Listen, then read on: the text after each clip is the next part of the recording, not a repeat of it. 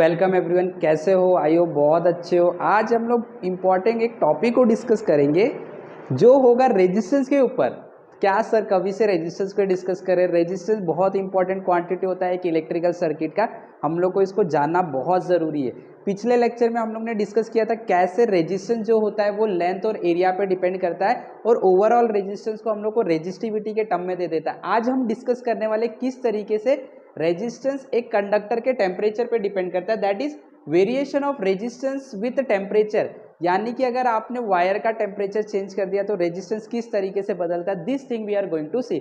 सो सब लोगों को नोट्स बनाना शुरू कर देना है, आज के आज रिवाइज भी करना है। Now without wasting of time let us begin. Now यहाँ पे हमें क्या बोल रहा है, वेरिएशन मतलब किस तरीके से रेजिस्टेंस बदलेगा टेम्परेचर को ध्यान में रखते हुए। टेम्परेचर को अगर मैंने बदल दिया तो रेजिस्टेंस कैसे बदल जाता है, क्या दोनों के बीच में लिंक है, वो चीज़ को स्टडी करते हैं। मान लो कि आपके पास एक ये वायर है, ठीक है, और इसका ओरिजिनल रेजिस्टेंस मान लो ऐसा है 40 ओहम, ठीक है, 40 ओहम, ठीक है। तो इसके रेजिस्टेंस में चेंज तो आएगा अगर टेम्परेचर चेंज होगा, ये बात एकदम पक्का है। इसके रेजिस्टेंस में चेंज आएगा अगर टेम्परेचर चेंज हुआ तो इसके रेजिस्टेंस में जो भी चेंज आएगा, चेंज इन रेजिस्टेंस, मान लो इसका ओरिजिनल रेजिस्टेंस में बोलता हूँ आर नॉट है, ठीक है, आर नॉट, और इसका फाइनल रेजिस्टेंस मान लो आर टी है, फाइनल रेजिस्टेंस आर टी मतलब कुछ समय बाद इसका।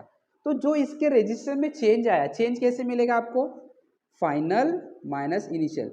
ये पूरी तरीके से डिपेंड करता है, ध्यान रखना, ये पूरी तरीके से डिपेंड करता है कि आपका ओरिजिनल रेजिस्टेंस कितना था। यानी कि इसका जो ओरिजिनल रेजिस्टेंस 40 है, ज़्यादा है अगर, तो इसके अंदर जो चेंज आएगा थोड़े टाइम के बाद टेम्परेचर बदलने से, तो रेजिस्टेंस का चेंज भी बहुत ज़्यादा होगा। अगर इसका ओरिजिनल रेजिस्टेंस कम होता, लेट से 10 ओहम होता, तो थोड़े टाइम बाद टेम्परेचर चेंज होने की वजह से जो रेजिस्टेंस में चेंज आता वो भी कम आता। यानी कि देखो, सोचो, लिंक लगाना है, क्या बोल रहा है, ये बोल रहा है कि आपके कंडक्टर के रेजिस्टेंस में कितना चेंज आएगा, ये डिपेंड करता है ओरिजिनल रेजिस्टेंस कितना था। अगर ओरिजिनल रेजिस्टेंस 20 है तो आप 10 सेकंड के बाद चेंज देखोगे टेम्परेचर की वजह से, तो चेंज थोड़ा सा आएगा, मान लो 25 हो जाएगा।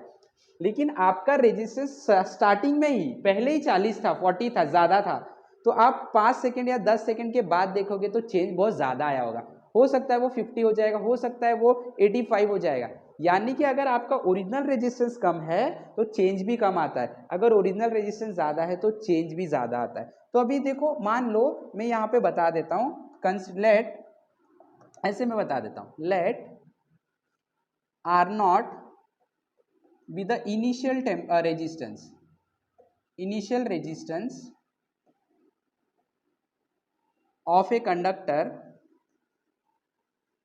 Eight time T. जब टाइम टी था तो उसका टी नॉट ले लो, चलो, जब टाइम टी नॉट था तो उसका ओरिजिनल रेजिस्टेंस आर नॉट था। लेट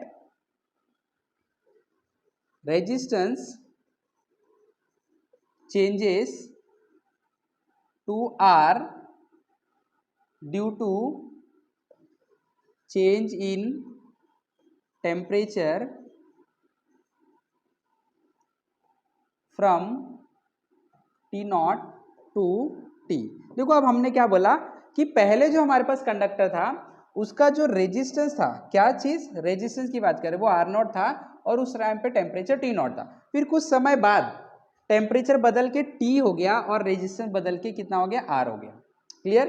तो ये दोनों किस हिसाब से डिपेंड करेंगे, मैंने आपको बताया कि जो चेंज इन रेजिस्टेंस आएगा,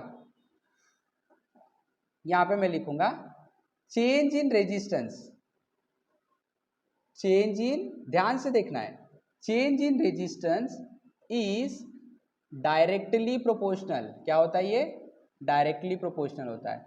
डायरेक्टली प्रोपोर्शनल किसको, तो to original resistance, to original resistance. इसका मतलब क्या हुआ, इसका मतलब वही हुआ जो मैं आपको बताने की कोशिश कर रहा था। यानी कि स्टार्टिंग में आपका रेजिस्टेंस अगर 10 ओहम है, कम है ना, तो चेंज आप 10 सेकंड के बाद देखोगे तो 10 के बाद 15 हो जाएगा।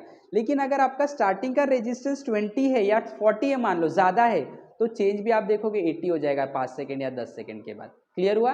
फिर से समझो, अगर मान लो आपके पास एक ऑब्जेक्ट है, ये है, इसका रेजिस्टेंस अभी 10 ओहम है, कितना, 10 ओहम, तो 5 सेकंड के बाद देखते हैं। आफ्टर 5 सेकंड जब आप टेम्परेचर देखोगे, टेम्परेचर को मत देखो, रेजिस्टेंस को ही देखते, पहले रेजिस्टेंस की बात करते हैं। 5 सेकंड के बाद रेजिस्टेंस 15 ओम हो जाएगा। लेकिन अगर इसका रेजिस्टेंस स्टार्टिंग में 40 ओम था, तो टेम्परेचर अगर इसका चेंज हुआ तो पहले 15 हो गया चेंज होके, अब टेम्परेचर चेंज होगा तो इसका रेजिस्टेंस ज़्यादा चेंज हो जाएगा, 80 ओम हो जाएगा। इसका मतलब क्या हुआ कि जो रेजिस्टेंस में चेंज आ रहा है, देखो 15 हो गया चेंज होके, यहाँ पे 80 हो गया, ये कम चेंज है क्योंकि रेजिस्टेंस कम था, ये ज़्यादा चेंज है क्योंकि रेजिस्टेंस ज़्यादा था। इसका मतलब ये है कि चेंज इन रेजिस्टेंस, चेंज कैसे निकालोगे, फाइनल माइनस इनिशियल, ये डिपेंड करता है, डायरेक्टली प्रोपोर्शनल होता है ओरिजिनल रेजिस्टेंस कितना था। इक्वेशन नंबर 1,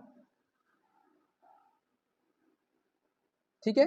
अब सेकंड किस बात पर डिपेंड करता है, ध्यान से देखना, चेंज इन रेजिस्टेंस और एक बात पर डिपेंड करता है कि कितना चेंज आएगा। Change in resistance is directly proportional to change in temperature, directly proportional to change in temperature. Temperature में अगर ज़्यादा चेंज आया है तो रेजिस्टेंस भी ज़्यादा बदल जाएगा, टेम्परेचर में कम चेंज आया है तो रेजिस्टेंस भी कम बदलेगा। तो इसको मैं लिख सकता हूँ change in resistance R minus R not directly proportional to change in temperature T minus T not.